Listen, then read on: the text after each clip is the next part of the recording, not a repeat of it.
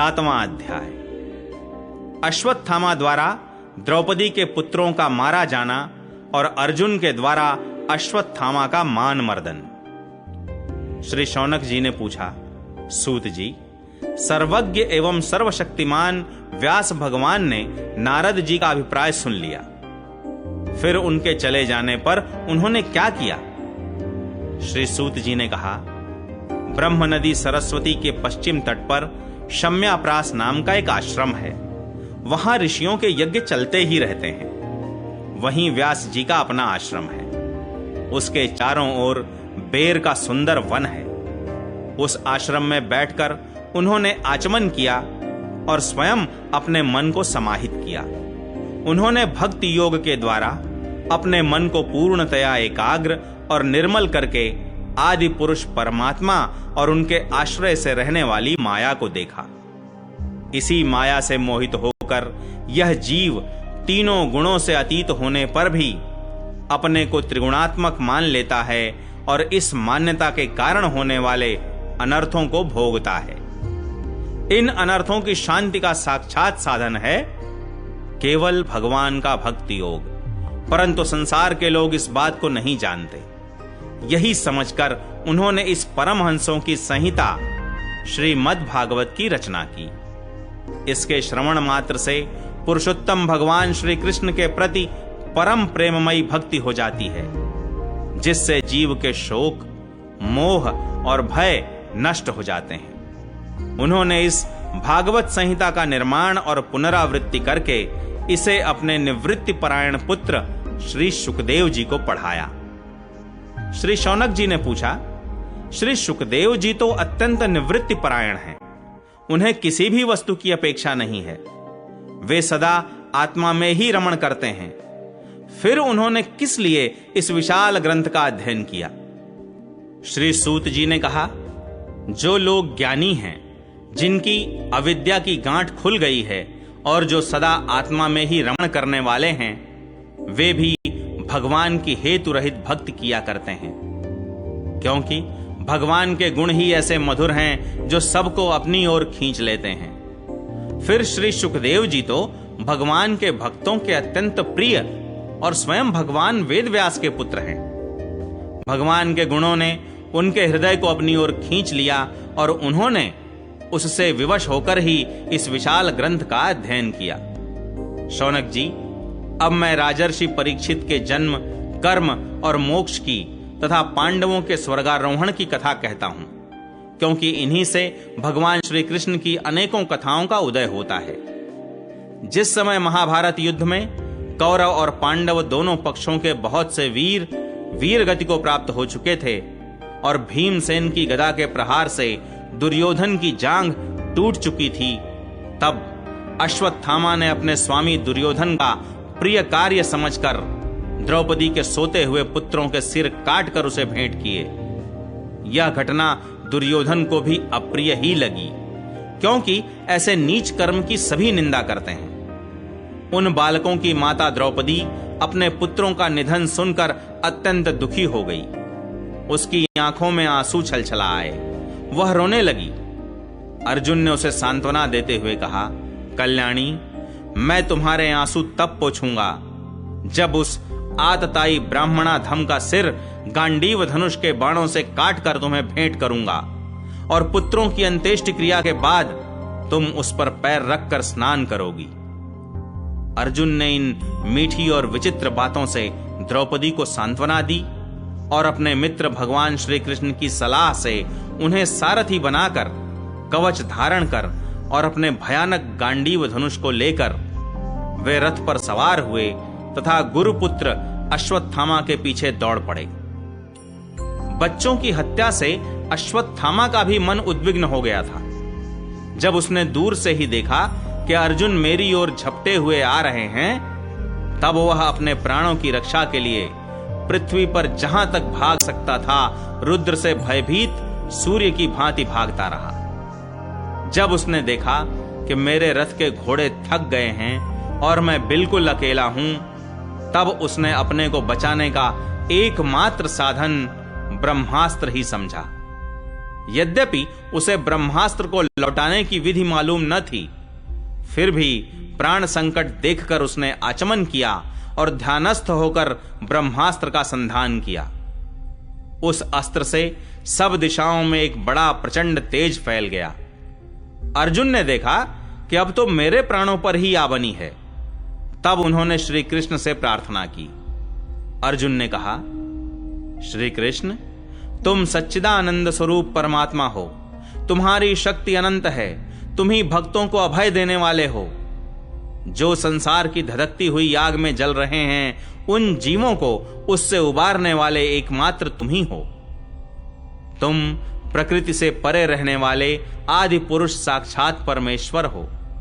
अपनी चित्त शक्ति से बहिरंग एवं त्रिगुणमयी माया को दूर भगाकर अपने अद्वितीय स्वरूप में स्थित हो। वही तुम अपने प्रभाव से माया मोहित जीवों के लिए धर्मादि रूप कल्याण का विधान करते हो।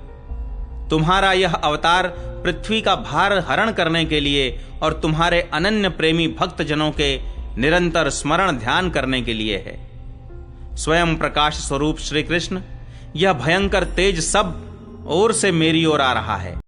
यह क्या है, कहां से, क्यों आ रहा है, इसका मुझे बिल्कुल पता नहीं है। भगवान ने कहा, अर्जुन, यह अश्वत्थामा का चलाया हुआ ब्रह्मास्त्र है।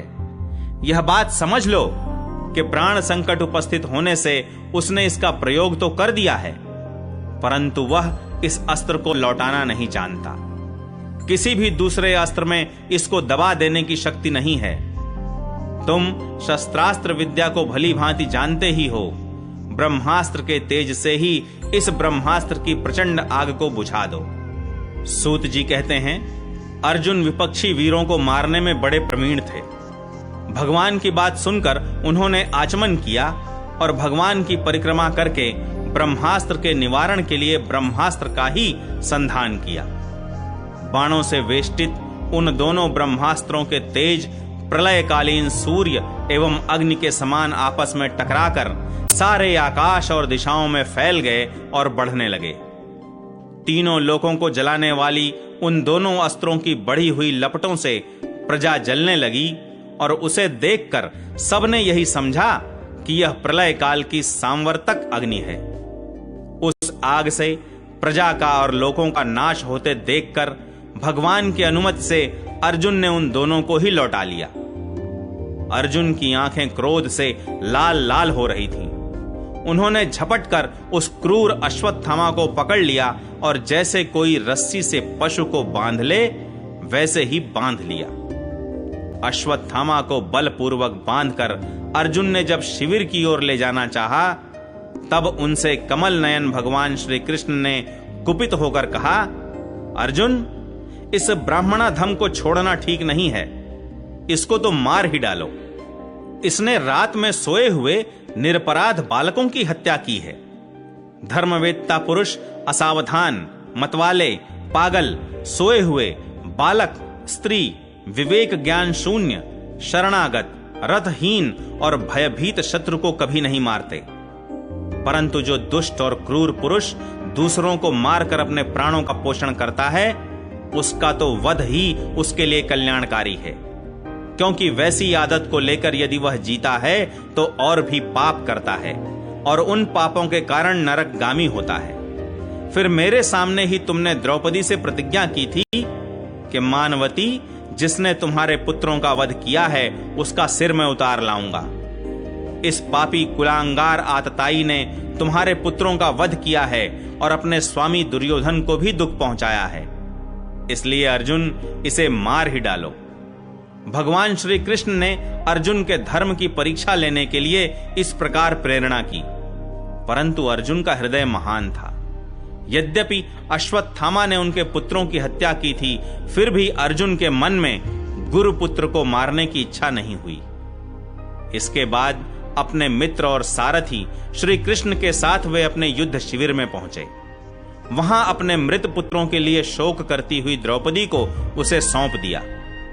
द्रौपदी ने देखा कि अश्वत्थामा पशु की तरह बांध कर लाया गया है। निंदित कर्म करने के कारण उसका मुख नीचे की ओर झुका हुआ है अपना अनिष्ट करने वाले गुरुपुत्र अश्वत्थामा को इस प्रकार अपमानित देखकर द्रौपदी का कोमल हृदय कृपा से भर आया और उसने अश्वत्थामा को नमस्कार किया। गुरुपुत्र का इस प्रकार बांधकर लाया जाना सती द्रौपदी को सहन नहीं हुआ। उसने कहा, छोड़ दो इन्हें, छोड़ दो। ये ब्राह्मण हैं, हम लोगों के अत्यंत पूजनीय हैं, जिनकी कृपा से आपने रहस्य के साथ सारे धनुर्वेद और प्रयोग तथा उपसंहार के साथ संपूर्ण शस्त्रास्त्रों का ज्ञान प्राप्त किया है। वे आपके आचार्य द्रोण ही पुत्र के रूप में आपके सामने खड़े हैं। उनकी अर्धांगिनी कृपी अपने वीर पुत्र की ममता से ही अपने पति का अनुगमन नहीं कर सकी। वे अभी जीवित हैं। महाभाग्यवान आर्यपुत्र, आप तो बड़े धर्मज्ञ हैं। जिस गुरुवंश की नित्य पूजा और वंदना करनी चाहिए, उसी को व्यथा पहुंचाना आपके योग्य कार्य नहीं है। जैसे अपने बच्चों के मर जाने से मैं दुखी होकर रो रही हूं और मेरी आंखों से बार बार आंसू निकल रहे हैं, वैसे ही इनकी माता पतिव्रता गौतमी न रोएं। जो उच्छृंखल राजा अपने कुकृत्यों से ब्राह्मण कुल को कुपित कर देते हैं, वह कुपित ब्राह्मण कुल उन राजाओं को सपरिवार शोकाग्नि में डालकर शीघ्र ही भस्म कर देता है। सूत जी ने कहा, शौनकादि ऋषियों, द्रौपदी की बात धर्म और न्याय के अनुकूल थी। उसमें कपट नहीं था, करुणा और समता थी।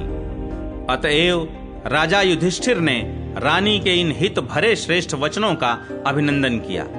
साथ ही नकुल, सहदेव, सात्यकी, अर्जुन, स्वयं भगवान श्री कृष्ण और वहां पर उपस्थित सभी नर नारियों ने द्रौपदी की बात का समर्थन किया।